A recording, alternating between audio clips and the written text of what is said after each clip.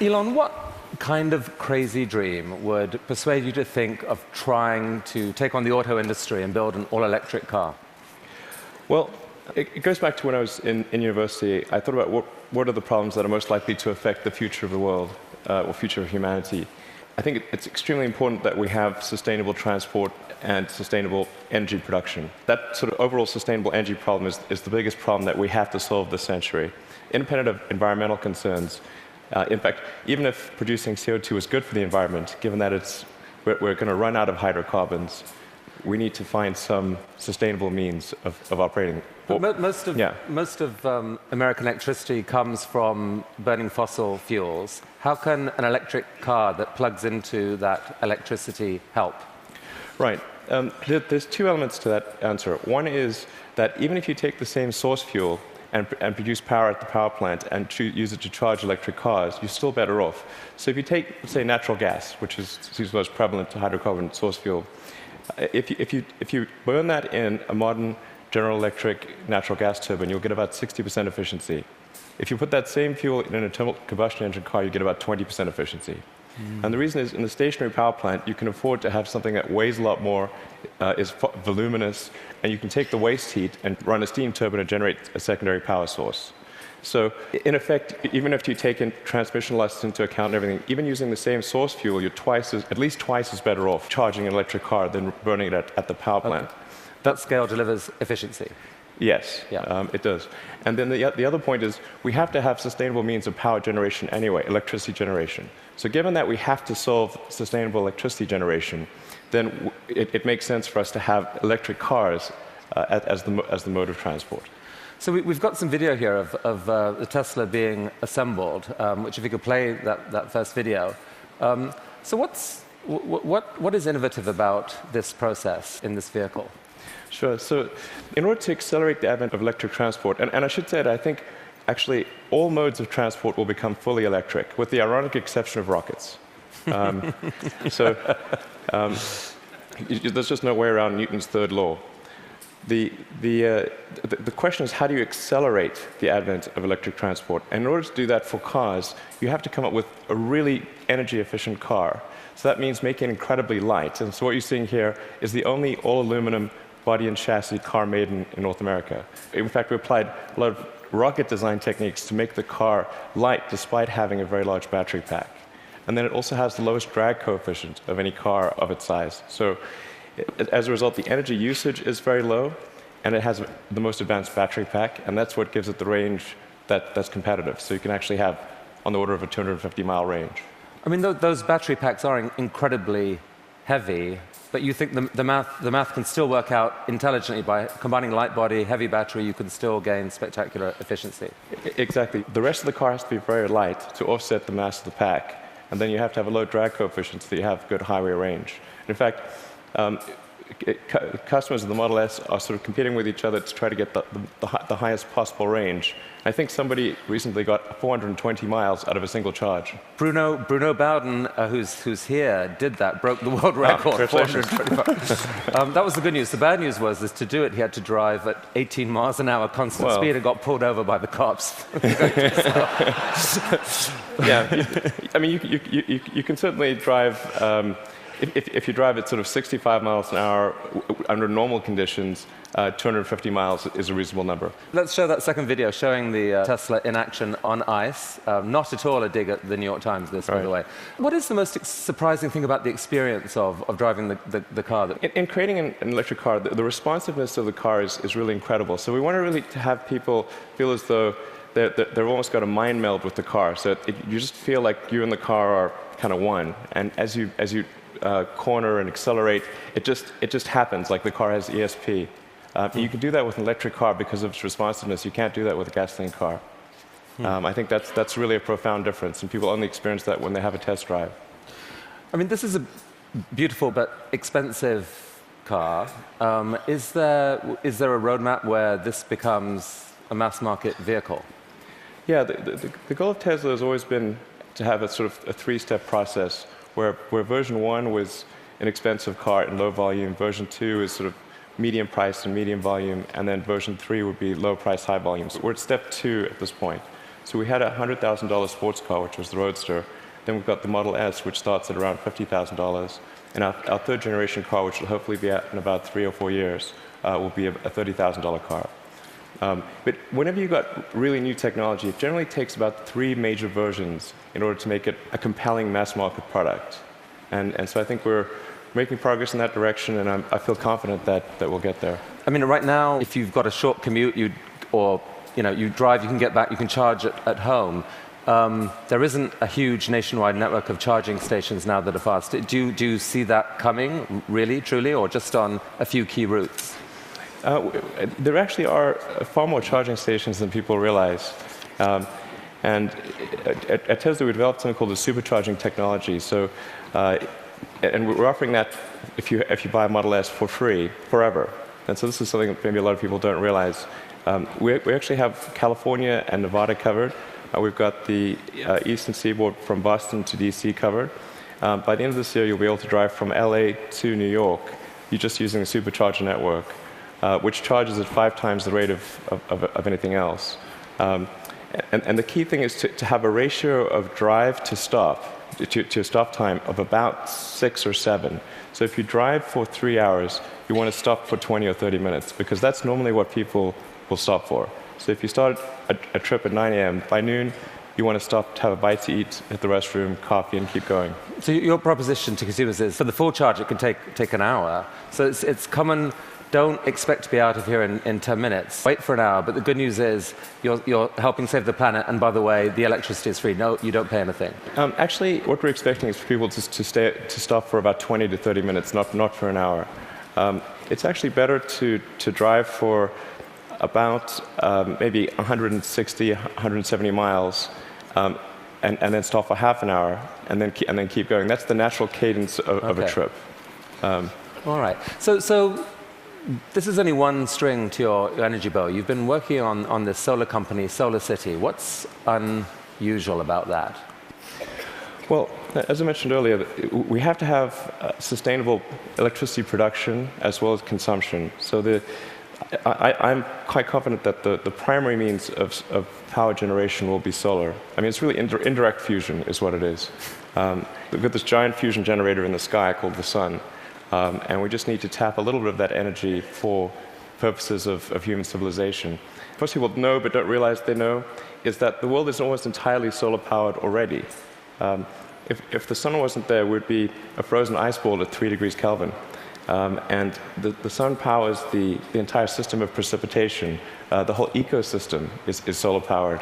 But in a gallon of gasoline, you have effectively thousands of years of sun power compressed into a small space. So it's hard to make the numbers work right now on solar and to remotely compete with, for example, natural gas, fracked natural gas. How are you going to build a business here? Well, I'm confident that solar will beat everything, hands down, including natural gas. How? It must, actually. If it doesn't, we're in deep trouble. But you're not selling solar panels to consumers. What are you doing? No, we actually are. You can buy a solar system, or you can lease a solar system. Most people choose to lease. And the thing about solar power is that it doesn't have any feedstock or operational costs. So once it's installed, it's just there. It works for decades. It'll work for probably a century. And this is so therefore the key thing to do is to get the cost of that initial installation low, and then get the cost of the financing low. So because that interest, those are the two factors that drive the cost of solar, and we've made huge progress in that direction. And that's why I'm confident we'll actually beat natural gas. So your current proposition to consumers is, don't pay so much up front. Pay zero up front. We will install panels on your roof. Yes. You will then pay. How long is a typical lease? Typical leases are 20 years. But the value proposition is, as you're sort of alluding to, quite straightforward. It's no money down, and your utility bill decreases. So Right. It's a pretty good deal. So that seems like a win for the consumer. No risk. You will pay less than you're paying now. And for you, the dream here then is that, I mean, who owns the electricity from those panels for the longer term? I mean, how do you, the company, benefit? Well, essentially, SolarCity raises a chunk of capital, and from say, a company or a bank. Google is one of our big partners here, and they have an expected return on that capital. With that capital, SolarCity purchases and installs the panel on the roof, and then charges the homeowner or business owner a monthly lease payment, which is less than the utility bill. But you yourself get a sort of long-term commercial benefit from that power. You're kind of building a new type of distributed utility. Exactly. What it amounts to is a giant distributed utility.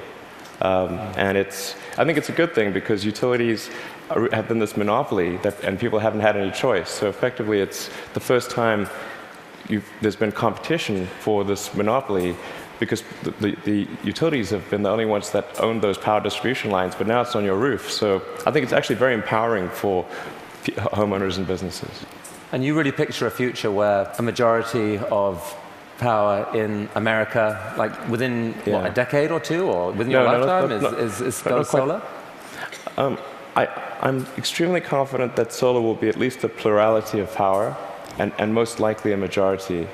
And I predict it will be a plurality in less than 20 years. I'd say I made that bet with someone. The definition of plurality is? More from solar than any other source.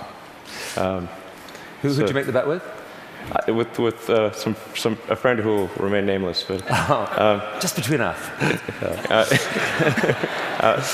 And I made that bet, I think, 2 or 3 years ago. So in roughly 18 years, I think we'll see more power from solar than any other source. All right. So let's go back to another bet that you made with yourself, I guess. I mean, a kind of crazy bet. You'd made some money from the sale of PayPal. You decided to build a space company. Why on earth would someone do that? Got that question a lot. That's true. People would say, did you hear the joke about the guy who made a small fortune in the space industry, and he, obviously started with a large one is the punchline. And so I tell people, well, I was trying to figure out the fastest way to turn a large fortune into a small one. And they'd look at me like, oh, is he serious? And strangely, you were. What happened? It was a close call. I mean, things almost didn't work out. We came very close to failure, but we managed to get through that point in 2008.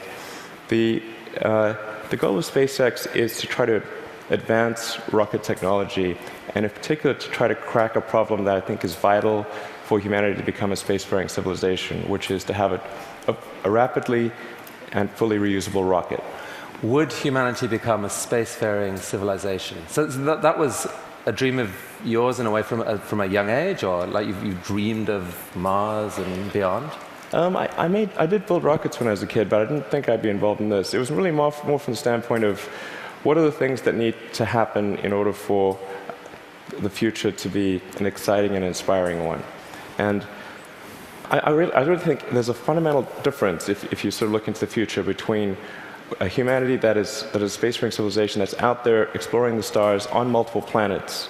And I think that's really exciting. And compared with one where we are forever confined to Earth until at some eventual extinction event. So you've somehow slashed the cost of building a rocket by 75%, depending on how you calculate it. How on earth have you done that? NASA has been doing this for years. How have you done this?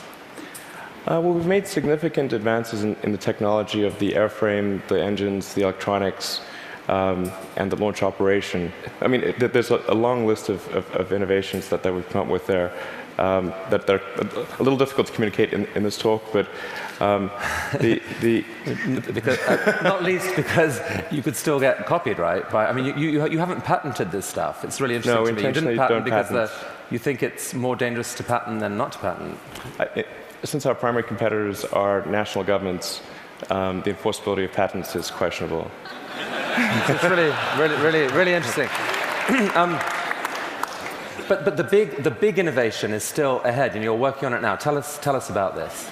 Right. So the big innovation. In fact, let's roll that video, and you can talk us through it. What's happening here? Absolutely. So The thing about rockets is that they're all expendable. All rockets that fly today are fully expendable. The space shuttle was an attempt at a reusable rocket, but even the main tank of the space shuttle was thrown away every time. And the parts that were reusable took a 10,000-person group 9 months to refurbish for flight. So the space shuttle ended up costing $1 billion per flight. Obviously, that doesn't work very well for... So what just happened there? We just saw something land? That's right. So it's important that the rocket stages be able to come back, to be able to return to the launch site and be ready to launch again within a matter of hours. Wow. Yeah. Reusable rocket. Yes. So what a lot of people don't realize is the cost of the fuel, of the propellant, is very small. It's much like on a jet. So the cost of the propellant is about 0.3% of the cost of the rocket. So it's possible to achieve, let's say, roughly 100-fold improvement in the cost of space flight if you can effectively reuse the rocket. Wow. That's why it's so important. Every mode of transport that we use, whether it's planes, trains, automobiles, bikes, horses, is reusable, but not rockets. So we must solve this problem in order to become a spacefaring civilization. You asked me the question earlier of how popular traveling on cruises would be if you had to burn your ship. Certain cruises apparently are highly problematic. Definitely more expensive. So that's potentially absolutely disruptive Right. technology, and I guess paves the way for your dream to actually take, at some point, to take humanity to Mars at scale. Yeah, You'd like exactly. to see a colony on Mars. Yeah, exactly. SpaceX or some combination of companies and governments need to make progress in the direction of making life multiplanetary, of establishing a base on another planet, on Mars being the only realistic option, and then building that base up until we're a true multi-planet species. So progress on this, let's make it reusable. How is that going? That was just a simulation video we Right. saw. How's it going? We've been making some good progress recently with something we call the Grasshopper Test Project, where we're testing the vertical landing portion of the flight, the sort of terminal portion, which is quite tricky. We've had some good tests. Can we see that? Yeah. So that's just to give a sense of scale. We dressed the cowboy as Johnny Cash and bolted the mannequin to the rocket. All right, let's see that video then, because this is actually amazing when you think about it. You've never seen this before: a rocket blasting off, and then. Yeah, so that rocket is about the size of a 12-story building.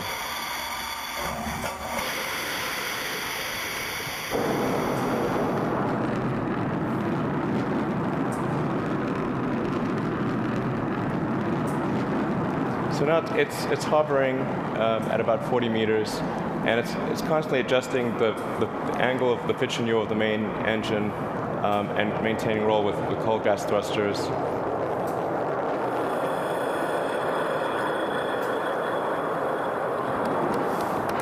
How cool is that?